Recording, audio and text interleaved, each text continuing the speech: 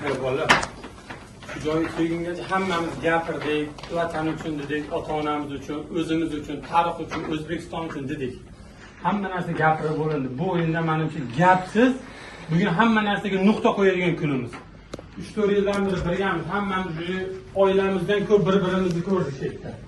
Davay, oilaligimizni bugun ham ko'rsataylik. O'zbekistonda necha million aholi bizdan kutib o'tirib, 90 ming tugagandan keyin biz menimcha boshimizni yerga qaratib o'tirishimiz. Bizlar O'zbekistondagi hamma o'zbeklar bugun bayram bo'lishi kerak. Bugun bu qonun kun bo'lib qoladi biz uchun. Hamma miyasiga sig'dirsin. Bugun bu kun tarixda qoladigan kun biz uchun. Faqat plyusga. Bizda bitta o'yin bor. Qatar bilan o'yin kerak emas bizga. Bugun hal qilamiz hamma narsani. Davay, hamma birga bo'lsak, bular bizdan kuchli emas hech qaysi. Olsin Braziliyadan, Portugaliyadan, boshqa joydan hammasi grajdan olsin. Lekin bugun kim bizga qat'iy nazar oldimizda tursa, liboyni bugun hal qilishimiz kerak.